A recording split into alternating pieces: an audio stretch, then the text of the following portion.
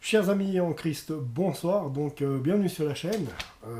Je vous souhaite à tous une bonne année, puisque j'ai pas eu l'occasion de le faire avant, donc là je le fais maintenant. Je souhaite à tous une agréable année, que le Seigneur vous guide sur ces chemins et que vous puissiez justement encore obtenir beaucoup plus de foi et de sagesse pour pouvoir justement discerner ce qu'il faudra faire dans cette année 2022.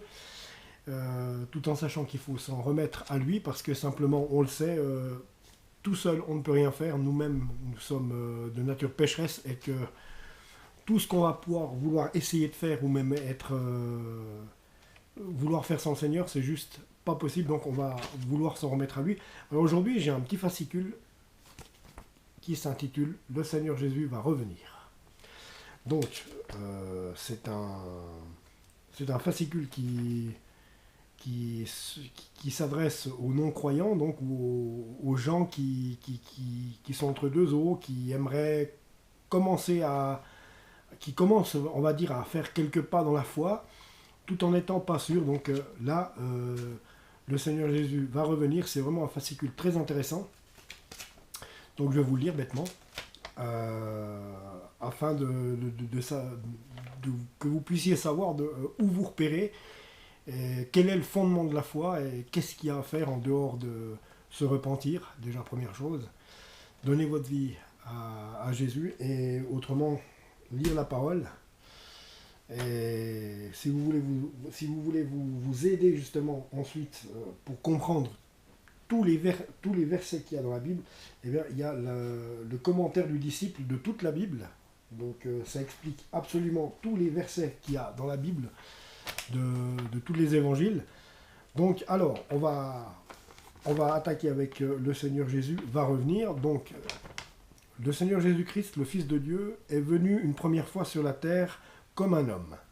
Il a séjourné dans le monde, il y a souffert, il y est mort pour le salut de tous ceux qui croient en lui. Sa résurrection suivie de son ascension au ciel, où il siège maintenant à la droite de Dieu, a inauguré la période actuelle de la grâce qui dure depuis près de 2000 ans. Donc nous sommes en période de grâce, encore tant que l'enlèvement de l'Église n'aura pas eu lieu.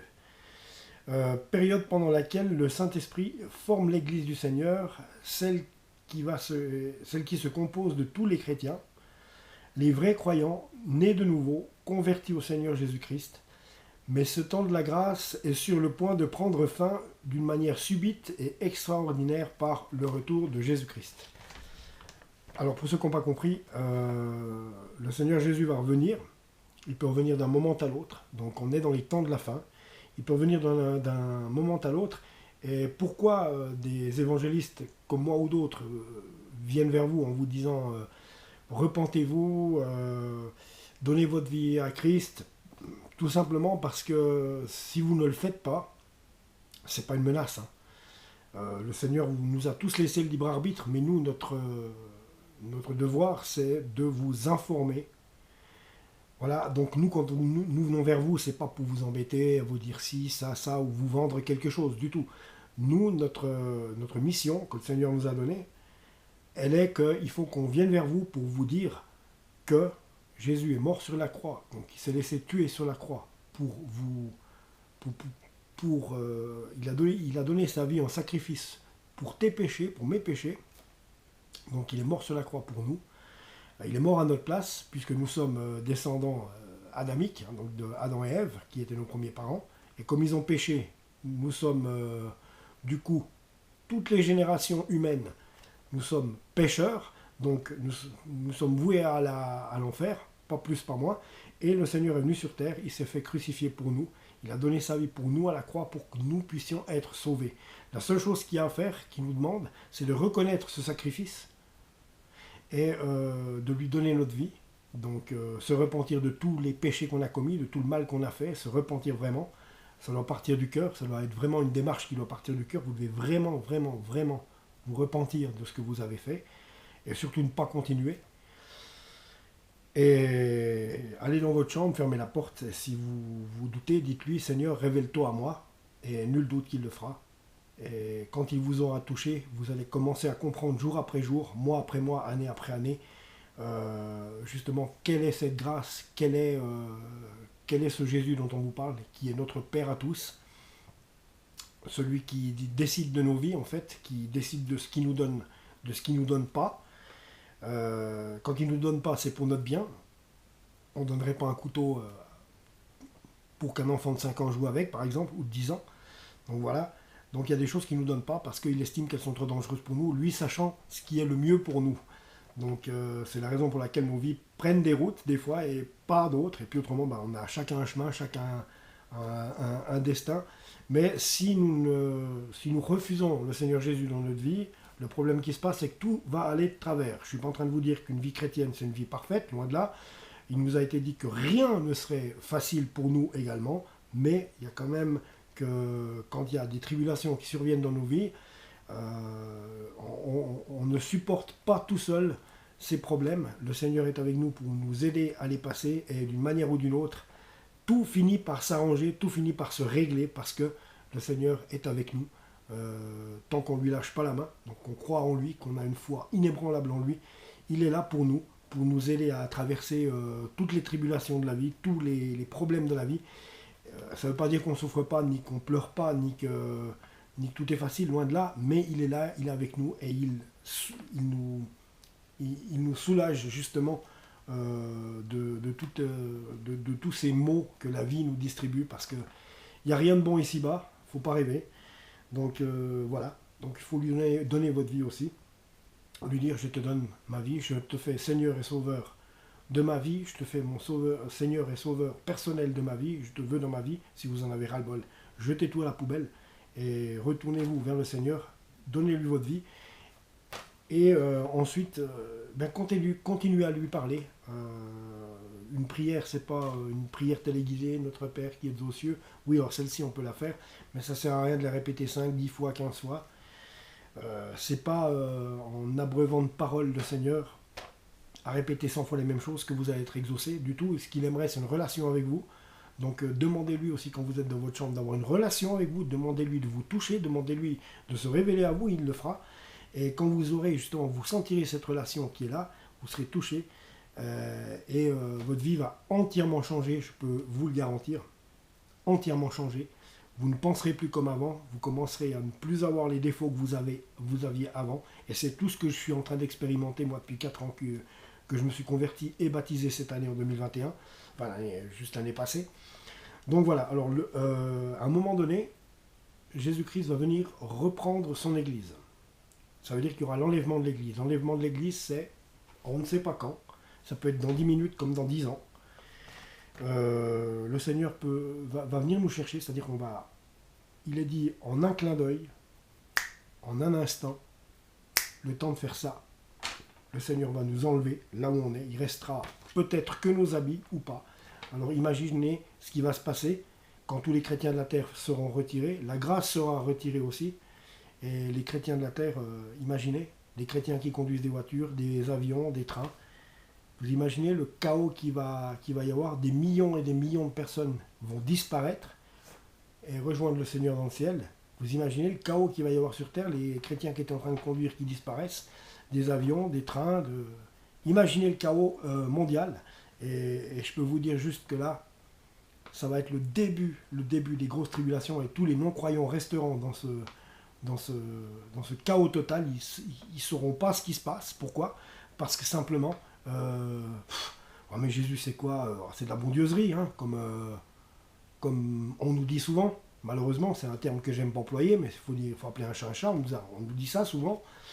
Et donc nous, si on vous parle, c'est pour que vous soyez sauvés, que vous puissiez commencer à vous poser des questions et à vous retourner près du Seigneur Jésus et à commencer à vous convertir. Je ne vous demande pas de rentrer dans un monastère, je ne vous demande pas non plus d'aller tous les dimanches à l'église, quoiqu'après, ça sera de votre cœur que vous irez vous-même, parce que en ayant le Saint-Esprit, vous vous sentirez attiré par avoir une église locale, et c'est très bien, vous verrez. C'est toujours bien d'avoir des frères et des sœurs avec qui partager sa foi. Donc le retour de Jésus-Christ, la Bible l'annonce, Jésus lui-même l'a promis aux siens. Je reviendrai, je vous prendrai auprès de moi, afin que là où moi je suis, vous y soyez aussi. Évangile selon Jean, chapitre 14, verset 3. Alors, il importe de savoir comment un tel événement se déroulera, quand il se produira. voyez ce que je veux dire? On ne sait pas, on ne sait strictement pas quand. Donc, il importe de savoir comment un tel événement se déroulera, quand il se produira, qui il concernera, et enfin, quelles conséquences il doit avoir présentement dans la vie de chacun. Alors, il faut être sûr que, faut être bien sûr que on est tous concernés, et que celui qui refusera Dieu ou voudra vivre par lui-même et puis continuer à convoiter l'argent, les femmes, les hommes, ce que vous voulez, voudra vivre pour lui en étant attiré par le monde et refusera Jésus-Christ, vous pouvez obtenir la grâce, le salut, mais à une seule condition, c'est que pendant que vous êtes vivant, vous changiez d'avis, comme je l'ai fait, comme des millions d'autres chrétiens l'ont fait, vous changiez d'avis et que vous commenciez à mettre Jésus-Christ dans votre vie, parce que si vous ne le faites pas, si vous décédez en étant non converti, ou que vous ayez mis toutes les choses de Dieu de côté, c'est en enfer que vous irez. Je suis désolé de prêcher aussi radicalement, mais le temps presse et je pense qu'il faut utiliser les mots forts. C'est ce que m'a mis à cœur le Seigneur aujourd'hui de vous faire cette vidéo. Donc voilà pourquoi je vous dis ces choses-là. Alors il importe de savoir comment un tel événement se déroulera, quand il se produira, qui il concernera, et enfin quelles conséquences il doit avoir présentement dans la vie de chacun. Comment cette scène prodigieuse qui peut devenir une réalité d'un instant à l'autre nous est décrite par la Bible dans les termes suivants. Le Seigneur lui-même a un cri de commandement avec une voix d'archange et avec la trompette de Dieu descendra du ciel, et les morts en Christ ressusciteront premièrement. Puis nous, les vivants qui demeurons, nous serons ravis, donc enlevés, ensemble avec eux dans les nuées, à la rencontre du Seigneur en l'air. Et ainsi nous serons toujours avec le Seigneur. Première épître aux Thessaloniciens, chapitre 4, versets 16 et 17. Alors, un autre verset précise que tout aura lieu en un clin d'œil. Comme je vous disais avant, un clin d'œil, un instant. Ça. Donc trop vite pour qu'il soit alors possible de se mettre en règle avec Dieu. Donc lui donner votre vie et puis de vous repentir surtout. C'est ça que ça veut dire, vous mettre en règle avec Dieu. Parce que si vous ne le faites pas, que vous décédez avant, c'est en enfer que vous irez. Mais au-delà de ça, vous ne serez pas enlevé et vous vivrez 7 années de tribulation sous le joug de Satan qui va envoyer l'Antéchrist. Et là, vous voyez, comme avec un certain... ce qui nous oblige à faire, parce qu'autrement vous ne pouvez plus aller ici, vous ne pouvez plus aller là, eh bien la marque de la bête vous sera apposée, et là vous irez en enfer aussi si vous vous laissez apposer la marque de la bête. C'est exactement comme avec le... Eh bien, ce qui se passe, c'est que si vous n'avez pas cette marque, vous ne pourrez ni acheter ni vendre. D'accord? Et plus encore, voilà, si vous acceptez cette marque, c'est fini pour vous, c'est l'enfer éternel qui vous attend plutôt que le royaume des cieux. Alors un autre verset précise que tout aura lieu en un clin d'œil, donc trop vite pour qu'il soit alors possible de se mettre en règle avec Dieu. Remarquons aussi que Jésus revient lui-même, ne laissant à nul autre le soin et la joie de chercher les siens. Et ceux-ci n'attendent pas un événement, ils attendent une personne, celui qu'ils aiment sans l'avoir encore vu. Quand? Aucune date, aucun délai ne nous sont indiqués. Ceci pour stimuler les affections des chrétiens, pour les inciter à attendre le Seigneur à tout moment. Lui-même répète dans l'Apocalypse, je viendrai bientôt, je viens bientôt plutôt. Chapitre 3, verset 11, chapitre 22, verset 17, 12 et 20. Près de 2000 ans se sont écoulés depuis cette promesse, mais aujourd'hui, bien que des signes avant-coureurs annoncent l'imminence de ce retour, en particulier l'évolution morale et religieuse du monde christianisé, décrite au chapitre 3 de la deuxième épître de Timothée, égoïsme, orgueil, immoralité, contrefaçon de piété. Donc c'est exactement tout ce que l'être humain reflète aujourd'hui. Pour qui le texte que nous avons cité répond à cette question, à ce grand départ vers Jésus et vers la gloire, participeront des vivants et des morts préalablement ressuscités. Mais les uns et les autres auront été des croyants. Le Seigneur Jésus prendra auprès de lui tous ceux qui lui appartiennent par la foi et son sang rédempteur. Il pourra se trouver ainsi des maris ou des femmes enlevés sans leur conjoint. Écoutez bien, des enfants sans leurs parents. Ça veut dire que si vous n'êtes pas chrétien ou chrétienne, et puis qu'il y a un des deux parents qui est chrétien, et qu'il y a l'enlèvement, les enfants partent avec le parent qui est chrétien, et vous restez toute seule, ou tout seul. Et inversement, Telles personnes considérées comme très religieuses seront laissées sur la terre, alors que d'autres partiront auxquels nous n'aurions peut-être pas pensé, mais qui menaient une vie paisible et fidèle dans la communion avec leur Seigneur, avec leur Seigneur. Le Seigneur, qui connaît tous ceux qui sont les siens, ne fera, soyons-en sûrs, aucune erreur. Lors de ce rendez-vous sur la nuée, le chrétien retrouvera sans doute des êtres chers dont la mort l'aura pour un temps séparé. Donc on reverra nos disparus. Mais ce qui remplira son regard et son cœur, ce sera le Sauveur lui-même, qu'enfin il pourra contempler. Voilà les amis. Donc je pense que je vous ai tout lu pour aujourd'hui. Donc sur le Seigneur Jésus-Christ va revenir. Donc retenez bien ça. Ça devient vraiment impératif que vous tourniez votre cœur de l'autre côté et que vous commenciez à faire attention un petit peu. À arrêter de vivre la vie que vous menez, une vie peut-être décadente, une vie avec plusieurs femmes, une vie avec plusieurs hommes, une vie dans l'alcool, dans la drogue, dans le vol, je ne sais pas. Ou tout simplement une vie de athée, comme il y en a qui sont fiers de dire, ben c'est pas, faut pas en être fier, parce que si vous êtes athée, c'est l'enfer qui vous attend, c'est tout. Suite à ce que je viens justement de raconter, donc c'est pas pour vous casser les pieds, parce que je sais que c'est très difficile de pouvoir évangéliser à des personnes, souvent. Donc moi aussi j'ai été dans le monde, j'ai été aussi même un beau délinquant.